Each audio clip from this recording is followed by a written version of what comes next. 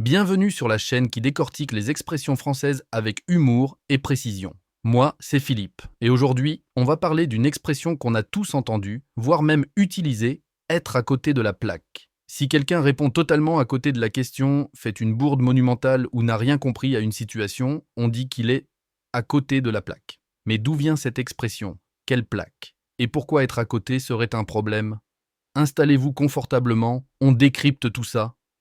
D'où vient cette fameuse plaque? Comme souvent avec les expressions françaises, l'origine exacte est sujette à débat.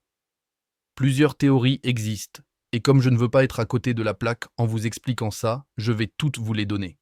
La première explication nous emmène dans l'univers des chemins de fer. À l'époque des premières locomotives, les plaques tournantes servaient à faire pivoter les trains pour les mettre sur la bonne voie. Si un train arrivait à côté de la plaque, cela voulait dire qu'il ne pouvait pas être orienté correctement. Autrement dit, il était mal placé à côté de son objectif.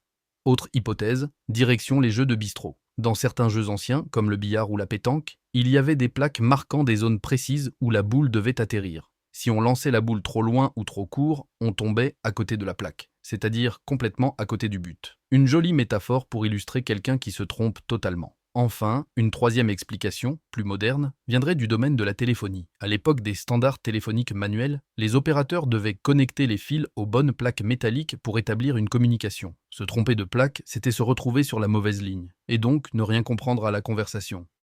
Aujourd'hui, on utilise cette expression pour désigner quelqu'un qui fait fausse route, qui est complètement à l'ouest ou qui ne comprend pas une situation. Par exemple, imaginez un collègue qui arrive avec une boîte de chocolat en pensant que c'est votre anniversaire, alors qu'en fait, c'est celui du patron. Voilà, il est totalement à côté de la plaque. On retrouve aussi des variantes comme être à côté de ses pompes, qui signifient un peu la même chose, mais avec une nuance plus tournée vers la distraction ou la fatigue. Ou encore, ne pas être dans son assiette, qui évoque plutôt un état de malaise.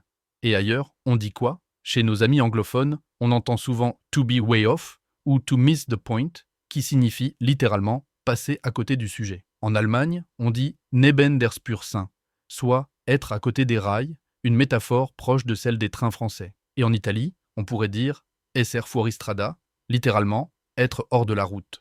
Bref, où que vous alliez, il y aura toujours une manière imagée de dire qu'on est à côté de la plaque. Et ça, c'est rassurant.